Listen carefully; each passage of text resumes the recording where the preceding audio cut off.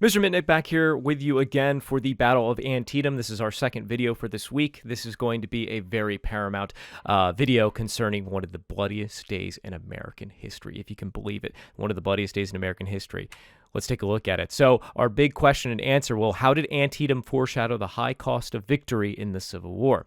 Well, our answer is, well, the high casualties of Antietam show that hundreds of thousands of soldiers are going to have to die in order to achieve victory. I already sort of foreshadowed or kind of discussed this sort of mentality to you before in our last video on the Battle of Bull Run. Well, this is only going to reaffirm this to the rest of the nation, okay? So why is that, why are casualties going to be mounting so high? Why is that the case? Why is this happening? Well, first of all, this is old fighting tactics, like I said to you before. Revolutionary War tactics versus new technology. So we have line formation tactics, right? This is this sort of rank and file. Let's stand up in a line. We'll take turns shooting at each other. Well, you're still, following that method, but now you have new technology, right? You have new rifles or muskets that still have to be reloaded in that sort of slow manner where you have to push down the musket ball with a metal line and everything in order to fire it.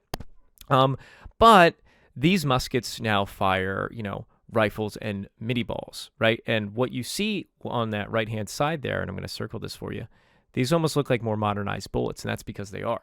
They're no longer just that single round ball that muskets used to fire in the Revolution. These allow for, greater penetration upon skin and cover, right? As well as traveling greater distances and faster, right? So this is going to be very lethal and deadly to soldiers fighting on the field. Another thing they have to worry about, too, that I don't have listed here, but it ties into the new technology component, are cannons. Not cannons. Cannons don't just really fire, giant steel balls and that's it. They did in the Revolution, and of course that did cause casualties. But the new type of technology we have here is canister shells. So what a cannonball with a canister shell is, think of it as a big shotgun. And if you're not familiar with how a shotgun works, well, it basically shoots a slug or a buckshot and it spreads everywhere, right? And the shot goes everywhere and it can hit, and all those particular projectiles have the chance of hitting you, right? Well, basically take the size of that and, increase that by tenfold, and you have now a cannon firing that sort of lethal round. And soldiers are going to be having to deal with that as well, fighting in line formation, right? So you can only imagine the casualties that are going to mount because of that. So let's go forward. So, Battle of Antietam. Well, first of all, at this point in time, we're going to have the Confederacy is going to decide to take the offensive in fall of 1862 and invade the North. Their whole intention was, let's take the battle to the Northerners. So we think of Robert E. Lee. He is the main ultimate commander of the Confederacy at this time of their armies. He hoped to win on Northern soil, would actually do a couple things. Well, first of all, he actually hoped it would convince European countries to support the CSA. This sounds very familiar to American Revolution, right? We had, our desire to have the French help us out, and they said, well, we wouldn't help you until you prove to us you can actually win the war. This is what Lee's trying to do here. Same idea. And the other component of that was Lee was going to be invading Maryland. This is where Antietam is going to take place, in Maryland. And he thought that by winning here, it would convince Maryland, who was a slave state, to ultimately join the Confederacy. That was the whole goal here. So after we have Bull Run, we're going to be looking at something called the Peninsula Campaign. After the Peninsula Campaign, which was ultimately a major victory for the Confederacy as well, we have the Confederacy saying, well, we're going to take the fight to the Northerners, and we're going to invade Maryland, and we're going to show European countries, and to clarify, I'm talking about Britain and France, that we can win this thing. The one downside, though, for Lee is that the British and the French were anti-slave. However, they were considering of helping the South because the South was one of their major cotton producers. So here we go. Let's go more in depth about our context here. Battle of Antietam, here we go. So it's going to take place on Wednesday, September 17th of 1862 in Antietam, Maryland. So like I said, Lee is going to come from the south, particularly from Virginia, and try and take the fight to the north. So Southerners called it the Battle of Sharpsburg because there was a little town called Sharpsburg that was located in Antietam, and that is where they're going to set up most of their defenses. Then, of course, we have on both sides, the Confederate commander is Robert E. Lee, followed by the Union commander commander, the man himself, George McClellan, who is the leader of the Army of the Potomac. This is the Union Army, gets that title called the Army of the Potomac. There is George McClellan to the left. And the reason why I say him, the man himself, is George McClellan's quite the guy. He's very egotistical. He's all about himself. And he's all about sort of saving his soldiers, right? And you would think like, oh, saving your soldiers. You don't want to waste them in battle, let them die.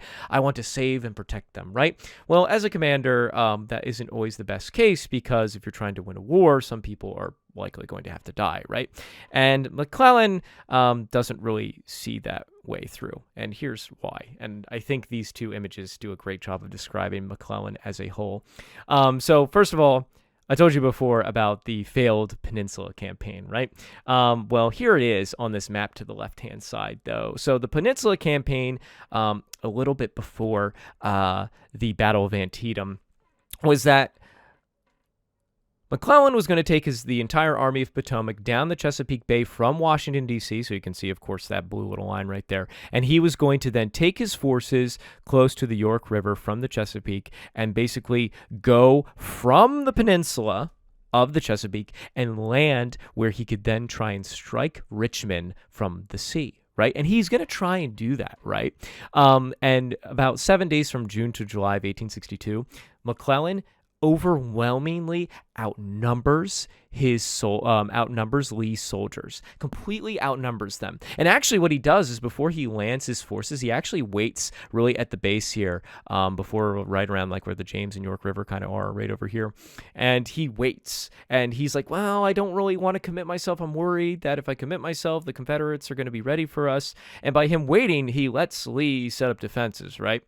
So when he eventually does attack by that June, July 1862 time, Lee's ready for him, and he easily pushes him back. So it's like, I think the meme does a great job of depicting what he was, of saying, I don't always attack the Confederacy, but when I do, wait, lol. he doesn't. He didn't commit himself, and then when they do attack, he retreats right away, because he's like, oh, I don't want to lose my soldiers. And it's like, well, you have so many more numbers, why don't you just attack and beat them right there? And Richmond's right around the corner, which, as we said before, the Union strategy was capture Richmond, end the war. And here we go. McClellan, who could have done that, is like, well, I don't want to waste my soldiers. I'm scared. He's ultimately going to get pushed back to Washington, D.C. yet again. And that's actually going to be a huge dampening aspect on his career as a Union general. And we're going to see where that kind of comes back to bite him. So just to showcase to you the battle itself of once Lee is in Maryland, we, of course, here are seeing our map and image of McClellan again to the left. And really what's going to happen here is, and I can actually pause this video here for you too, which is cool. Let's go back here real fast. Boop. So McClellan, after his Peninsula Campaign, will regroup at Washington, D.C., and he's going to march out from Washington, take his forces, and try and surround Lee at where the location of the battle is, which is, of course, Antietam and Sharpsburg. And ultimately what's going to happen during this battle, though, is because McClellan does have the numbers here, he will commit himself to the battle, and he is going to eventually be able to really push Lee back off northern land. And it seems like, hey, he committed himself. He actually did the right thing. However, during this battle, we get some of the most brutal fighting that ever takes place ever in American history when it comes to warfare. And just to showcase this to you guys, these are real historical photographs of the aftermath of the battle, showing just the cost of life. And Americans had never really witnessed something like this on this sort of grand scale. And we're getting to see this here from images so long ago. Just sort of seeing soldiers taking in the sort of loss of life in sort of a short amount of time. And just to sort of statistically show this to you guys, well, a couple things here. Battle facts. Ultimately, the battle is going to result in a Union victory, right? So that's good for the Americans, right? Of our two commanders. Forces engaged, we have about 132,000 soldiers, right?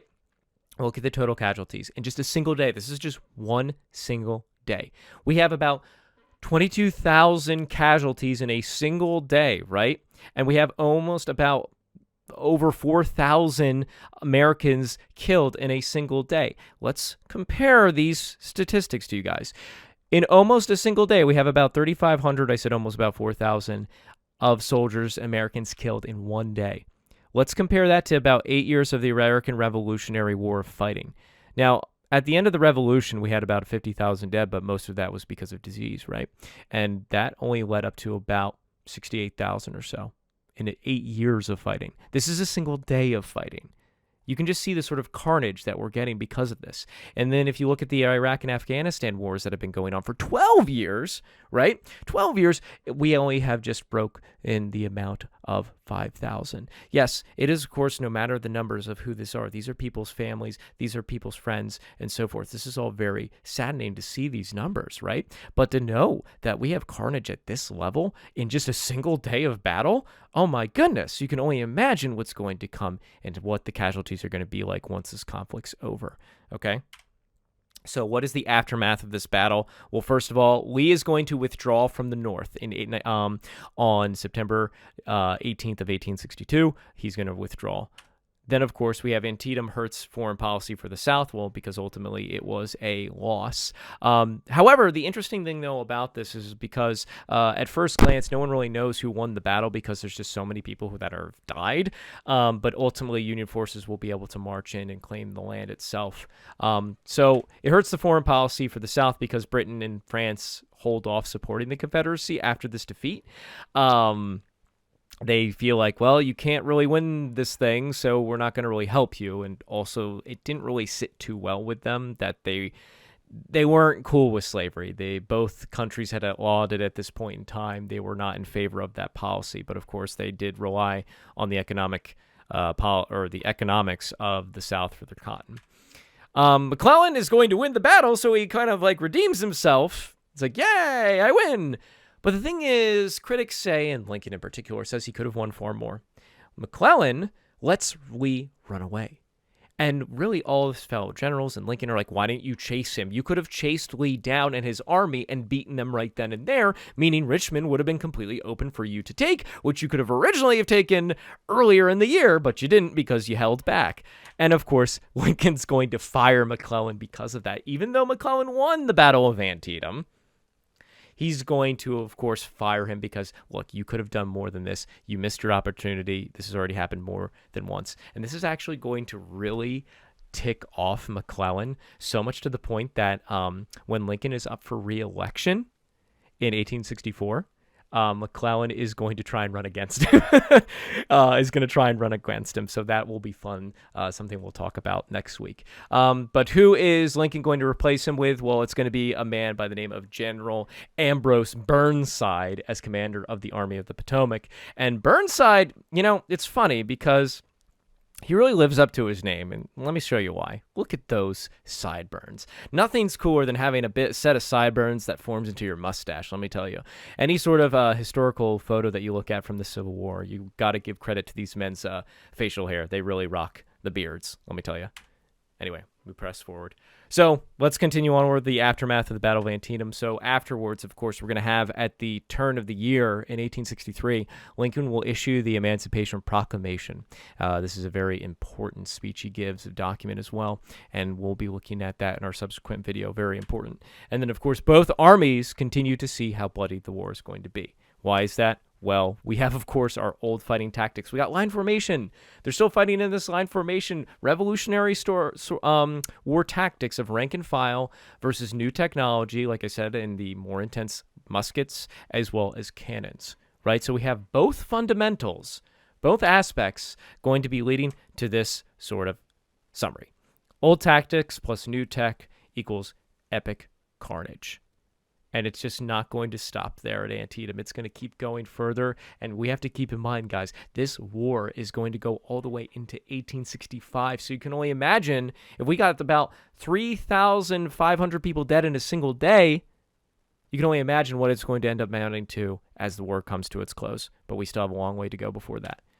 So lessons learned. The high casualties of Antietam show that hundreds of thousands of soldiers will have to die in order to achieve victory. So both sides are going to be fully aware of this. And the thing is, with this in mind, what's going to happen is we're going to see how their strategies are going to sort of unfold and change as time progresses. Because we're going to have, of course, the Union going to try and use its industrial might, its high population to try and make a difference to push down the South, to make them eventually surrender, overwhelm them. The Confederacy is very different. I said to you before, they're trying to ring true to the Revolutionary War. Let's break free from this country. Let's get help from European allies. And their whole mindset is, let's just not lose. Let's just wear them down. Let's wear them down until they quit. This is the same exact thing that the Americans did in the Revolution, wear the British down until they quit, which ultimately they did. So they're going to try and do that here. But of course, in order to get to that point, they're going to have to lose thousands of men. So without further ado, guys, we're done here at Antietam. Let's make sure you take that Socrative, and I will see you in the next video. Take care.